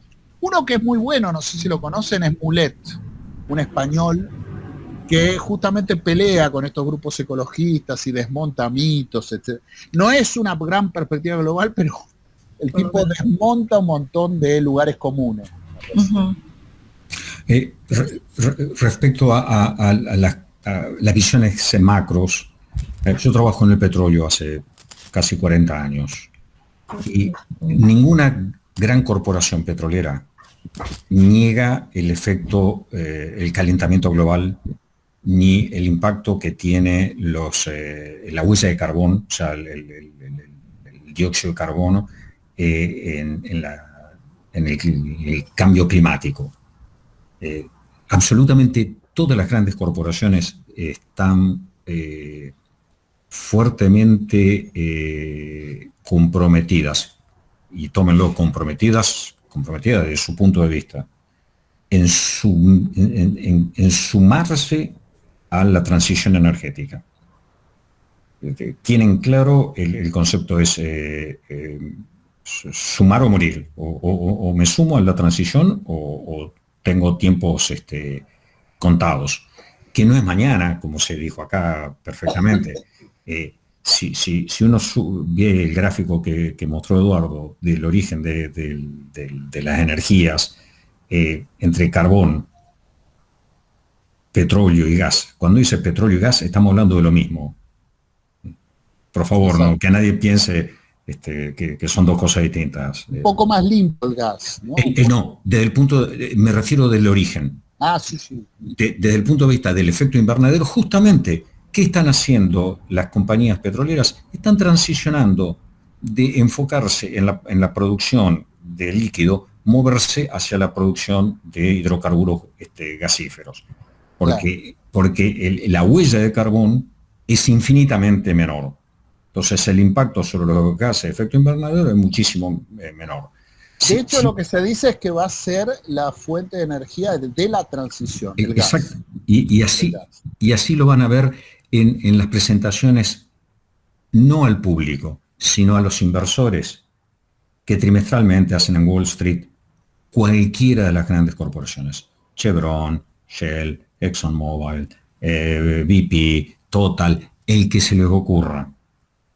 Van a encontrar en todos los casos que ellos plantean ser lo que llaman net zero, o sea, no tener su producción de dióxido de carbono está contrapesado con una absorción de dióxido de carbono a través de infinidad de opciones tecnológicas. Pero así como Eduardo lo dijo, no hay solución a volver a los viejos, al buen primitivo. No existe esa mirada romántica del todo tiempo pasado fue mejor. Hay una vieja canción de Marilyn Walsh que dice: quien no fue obrero, ni mujer, ni trabajador, piensa que todo tiempo pasado fue mejor. Por favor, no digan disparates. Pero de hecho, sostener 8.000 millones de personas con técnicas de 200 años atrás, el planeta te dura 2 días. Imagínate volver, por ejemplo, a la madera para tratar de ordenar. Te quedás sin un árbol El Falcon. El Falcon. El Torino. No hay que irse lejos. Al Falcon. Sí, sí, o el cocinar con leña, no, eso es un desastre, ¿no? Es inviable. Por lo mismo, por eso, yo sé que ustedes llaman el proyecto cultural maíz, ¿no? A mí me gustaría saber cómo lo piensa, pero el tema también, hay mucho discurso romántico con la agricultura. Yo no negaría, digamos, que efectivamente hay millones de proyectos que hay que promover, pero buena parte de la población mundial hoy se alimenta con una agricultura, digamos, basada en agroquímicos, en fertilizantes, herbicidas. Sin eso, los precios de los alimentos serían muy distintos, mucho mayores que los actuales. Es decir, porque, digamos, básicamente tendrían un nivel de productividad mucho menor. Entonces, hay que tener cuidado. Lo que hay es que ir a agroquímicos más benévolos con el ambiente, que se disuelvan más fácilmente, que sean moléculas de corta vida molecular, no, corta vida molecular. Bueno, en fin, hace poco participé de una charla ahí, había una especialista que hablaba del tema de todas las técnicas agrícolas que están ahora empezando a desarrollarse para mejorar, digamos, el uso de todo tipo de cosas. Y obviamente es mucha más tecnología, no es menos tecnología. No es volver a la agricultura de los pueblos originarios, este tipo de cosas que se plantean. Es una agricultura muchísimo más moderna, que obviamente, digamos, para financiarla tiene que ser una agricultura, digamos, muy competitiva y demás. Disculpa, te interrumpí, Raúl. Ricardo pidió la palabra. Si Raúl quiere terminar o tiene algo más para decir, lo escucho. No, muchísimas gracias. Yo me tengo que retirar porque me están llamando del trabajo. Le agradezco infinitamente. Ha sido muy, muy interesante. Yo pensaba que era el único pelotudo que pensaba más o menos así. Disculpen. No, somos varios los que estamos preocupados en esa línea. Si no sos el único. Muchísimas gracias. No, gracias a vos. Chao, Raúl. Eduardo, me quedo pensando en este último comentario y te pregunto si vos estás informado. China nos compra, nuestro principal comprador de soja, tengo entendido que es. ¿Nos compra soja transgénica? Sí, claramente. O sea, China que tiene un mercado centralizado, una economía centralizada y maneja esos temas, consume... Todo el mundo usa los transgénicos. Yo creo que el problema no son tanto los transgénicos como, si vamos al tema ambiental, es más problemático es el tema de los agroquímicos. Los transgénicos es una adaptación genética que el ser humano en la práctica la viene haciendo desde hace miles de años. Es decir, a medida que los agricultores fueron seleccionando las semillas que tenían las propiedades que ellos querían y se fueron quedando con una semilla que era más productiva o que se adaptaba mejor a zonas húmedas o a zonas secas o a cosas por el estilo. Cualquier pueblo, ustedes ven, por ejemplo, no sé, los pueblos agrícolas, los pueblos andinos, por ejemplo, tienen una variedad de semillas muy grande y las administraban. Y eso es una administración genética. Lo que hacen ahora es que se meten en el laboratorio y le hacen la adaptación, digamos, mucho más, ¿cómo decirlo? Quirúrgica. Sí, pero tanto a la semilla como a los seres que atacan la semilla, ¿no? Claro, no, el tema con los seres que atacan las semillas, ahí sí, vienen los herbicidas. El caso de la soja transgénica, históricamente, que lo conozco, que es de los años, ya viene de los 80, 90, ¿no? En la Argentina se difunde en los 90, era, lo que habían encontrado es que había, si no me equivoco, era la caléndula. La caléndula era resistente al Roundup Ready, ¿no? Que era el glifosato. Entonces la caléndula resistía el glifosato, entonces le metieron un gen de la caléndula a la soja. Entonces hicieron una soja que resistía al glifosato. La ventaja del glifosato es que mataba todos los bichos que atacan a la planta. Pero al mismo tiempo el glifosato ahorró muchos otros químicos, porque no es que si vos usabas glifosato, no usabas químicos, era glifosato versus no usar químicos. Vos usabas un pool de productos químicos para matar esos bichos. Con el glifosato usabas uno solo, porque tenías una planta que era resistente al glifosato. Pero hoy es todo transgénico, es cada vez más transgénico. Y acá estos grupos, por ejemplo, ahora, no sé, acompañaron el trabajo de la gente de la Universidad del Litoral, de Bioceres, etcétera, no. Raquel Chan que es una investigadora ahí de la Universidad Nacional del Litoral, desarrolló con Bioceres y con, bueno, es del CONICET también, un trigo que es resistente al estrés hídrico, si hay mucho más seco, no a la sequía completa, porque sin agua obviamente no puede vivir, ella siempre lo aclara, pero digamos, si hay mucha menos agua, el trigo crece igual. Básicamente lo que hicieron, hasta donde entendí, le sacan un gen de resistencia a la sequía al maíz, que es mucho más resistente a la sequía, y se lo metieron al trigo, y fueron probando hasta que consiguieron un trigo que, digamos, precisa mucha menos agua. Esa es la adaptación. Y eso es muy ecológico, porque, digamos, precisa menos agua. Digamos. De hecho, bueno, plantar, y eso tuvo una resistencia enorme de todos estos grupos, enorme.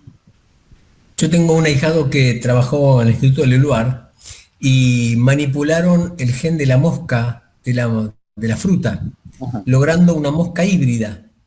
Entonces, al soltarla en esas zonas afectadas por la mosca, fue disminuyendo la población de moscas. Interesantísimo. Acá en Argentina. Sí, sí, sí. Sí, sí. Sí, claro, eso es permanente. Digamos. Las vacunas son transgénicos también. Claro. Entonces, bueno, estamos en contra de la vacuna, ¿cómo es? Es decir, Sí. no, Yo me quedo pensando como conclusión personal que de vuelta volvemos a hablar para llegar a un término medio razonable, es decir, si todo eso es necesario, si las empresas multinacionales que hacen inversiones mineras o en transgénesis son necesarias, volvemos a hablar de un Estado fuerte que hace falta que controle y que evite los abusos. Claro. Claro, porque si no, se desmadra, ¿no? Justamente Ricardo y Eduardo, a todos les quería comentar que hay un discurso de Dineras que es muy interesante al respecto. Muy bueno. Es muy interesante porque hace todo un rastreo histórico de toda esta situación y que de alguna manera entiende como que el problema, y ahí lo que quería comentarte, Eduardo, es que cuando vos hablas de un Estado presente, tiene que ser un Estado justamente que sea capaz de regular mínimamente todo esto. Entonces, claro, seguramente todo el proceso tecnológico de desarrollo puede ayudar muchísimo, pero a partir de ciertos controles, porque el problema es el desmadre. Vos hablabas de la India, comparándolo con China, y por más que no hay cosas ideales, no hay gobiernos ni estados ideales, pero hay gobiernos y estados que por lo menos se ocupan, no solamente de todo lo que estás contando vos, que es más que interesante, sino de algo que está subyacente en los términos económicos, en la terminología económica, que vos seguramente manejás, pero óptimamente. Y es el tema de la distribución de la riqueza social. Porque el tema, si vos me decís que hay gente que vive hasta los 80 años, y gracias a eso, a toda la tecnología y a todo el desarrollo científico-tecnológico ha permitido eso, también hay gente que se muere, muchísima más gente que se muere a los 30. Y esto tiene que ver con la distribución de la riqueza social. Por eso también es un problema sistémico.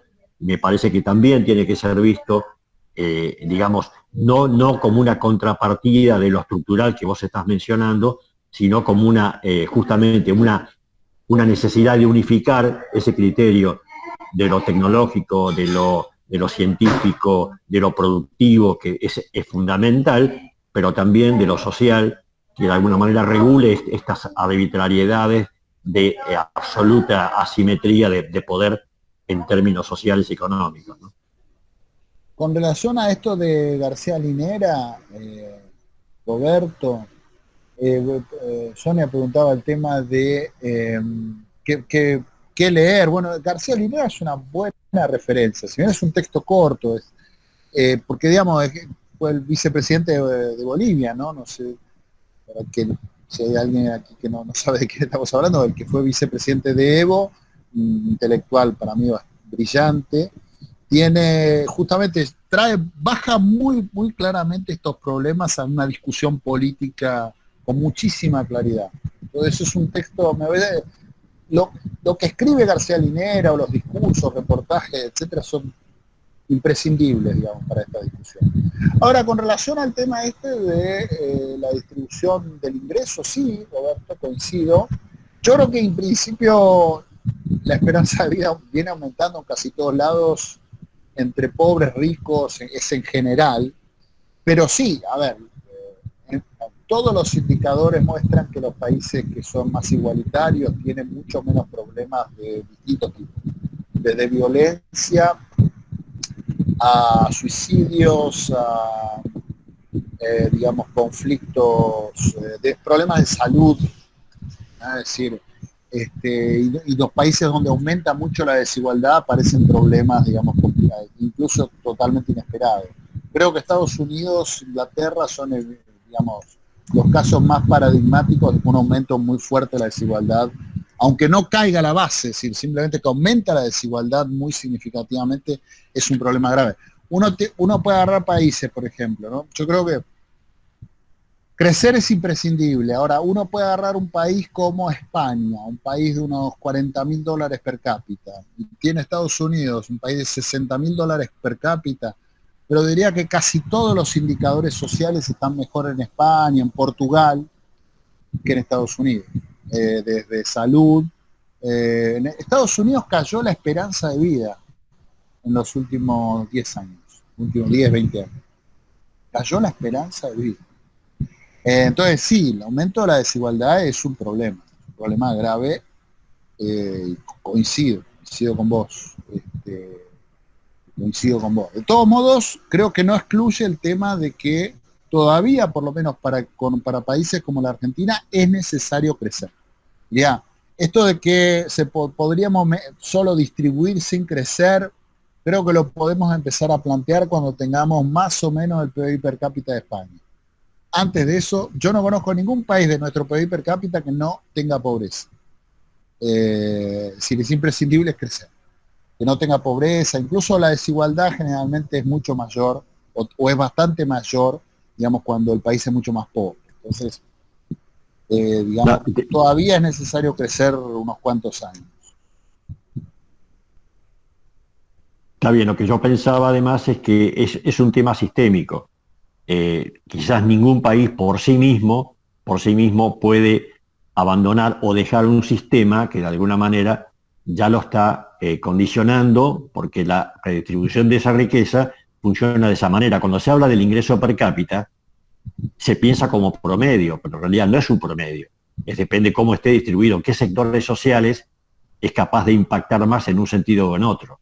En el tema de la salud, hay gente que se muere por enfermedades curables, y son enfermedades curables y se muere igual.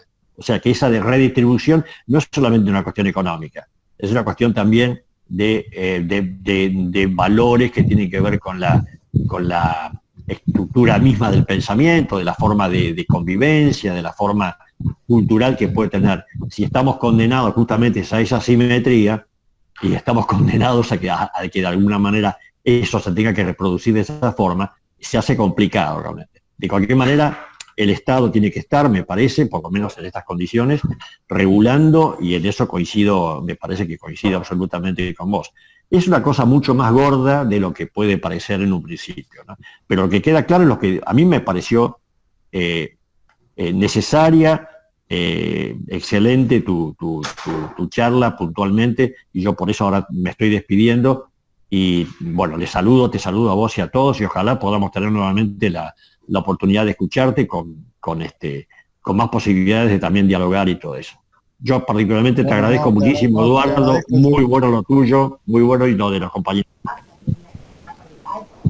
Bueno, te agradezco yo, Roberto, muy buena la pregunta y las observaciones. Perfecto. Me parece que sería bueno que de acá a un tiempo, Eduardo, seguramente te contactaremos con Silvio, con Sonia, que son los coordinadores de nuestro taller, y para por ahí meternos más en esta segunda parte, y quizá una tercera que podamos idear y verla con vos, como para abordar estos temas. Me refiero a ir más a la cuestión concreta de la Argentina, que seguramente va a estar relacionada igual por lo menos con el espacio latinoamericano, y ver estas cuestiones, si te parece. Vamos a usar un poquito de tu generosidad, por supuesto. Y bueno, yo creo que a mí por lo menos me ha servido esto también. Ha sido interesante, me da una idea estratégica, digamos, por dónde encarar la cosa. es cierto también, como nos pasó creo que con el caso de Raúl, teníamos algunas sospechas que nos ayudaste por ahí por lo menos a afirmar, ¿no? Sobre cómo venía la mano. A veces nosotros, por quién está detrás de alguna cuestión, es que nos ponemos de la vereda enfrente. Porque si Greenpeace me viene a decir de que es malo que nos desarrollemos en la industria offshore, sabemos que hay un problema ahí geopolítico. Decían en los 90, decían que había que cerrar el INVAP. Hablando de esto, Claro. Ricardo, que preguntaba por el tema de la industrialización. Sí, claro. Sugerían el cierre de INVAP. Sí. Que si hay algo de lo que nos podemos enorgullecer, un ejemplo de decir, bueno, ¿cuál es el camino? Es INVAP. Bueno, Claro. decían que había que cerrarlo. Sí. Entonces, bueno, uno va más o menos tanteando en la oscuridad gracias a esas cosas. También pasó con el tema de los cerdos, ¿no? Después, no sé si vos lo conocés a Jorge Orduna, que es también un ambientalista, que tiene algunos libros, un tipo bastante crítico de algunas cuestiones, pero muy interesante. Y él escribió un artículo en nuestro periódico, y en ese artículo él hablaba de que, bueno, pero curiosamente quienes estaban fogoneando a los sectores que acá se oponían al sector de los cerdos, a la producción de cerdo en las granjas, bueno, toda esa cuestión, entre ellos estaban sectores españoles que eran competidores nuestros por quedarse con ese negocio, ¿no? Entonces digo, bueno, No, es que y hoy acá necesitamos aparece- laburar, no de cualquier manera, ese es otro tema que también hay que verlo, pero, y si no, ¿de qué vamos a vivir, viste? Porque sí, No, de hecho, lo que vos decís, el tema ambiental, esto sí es muy claro, es una barrera proteccionista más. Si todo el mundo dice defender el libre comercio, pero si te puedo trabar tus exportaciones, te las trabo. Te digo que no cumplís con los controles bromatológicos, o digo que contaminás, o digo que haces dumping social, o busco cualquier excusa para que no coloques tu producción. claro. Y si me sale bastante barato financiar alguna ONG afuera para que venga con ese discurso, e incluso tal vez los militantes de esas ONG ni saben que el objetivo es ese. No, es probable, sí. Es probable, porque digamos, no es que creer que son todos, ¿viste? Son todos No, agentes del imperialismo. No, Del pero son gente que recibe un subsidio, un sueldito para militar en una ONG y le vienen con todo un discurso muy que convoca las emociones y van.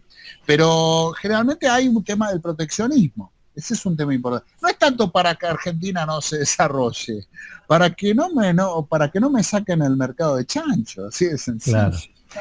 Che, Eduardo, muchísimas gracias.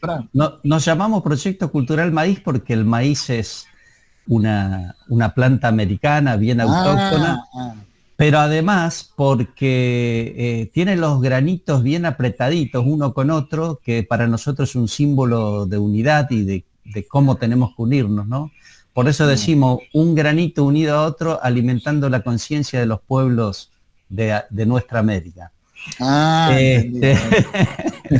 No, digo, porque por ahí maíz, yo estaba en el grupo, pero a veces no entendía muy bien lo del maíz. Digo, ¿será que hay algún giro? No, claro. Creo que se ha convertido en el primer cereal del mundo, ¿no? ¿O no? Que no sé si no superó al trigo y al arroz. ¿O estaba en eso? No, eso no lo sé, porque lo tomamos por otros motivos, no por razones de producción. Ahí descubrió nuestra expectativa, ¿ves? Claro. Bueno, Eduardo, muchísimas gracias. Che, después te alcanzaremos a vos y a muchos compañeros y compañeras que nos estaban diciendo y nos estaban preguntando si grabábamos la charla, así que se lo vamos a ir alcanzando. Te vamos a ver seguramente de acá un tiempo, para ver si organizamos una segunda con vos. Bueno, dale. Cuando quieran nos organizamos. Bueno, les agradezco mucho, yo también a ustedes. Un abrazo grande para todos y todas. Un abrazo, gente. Adiós, muchas gracias. No, muchas gracias a ustedes. Chao a todos. Chao. No, gracias Silvio. Nos vemos. Cierro,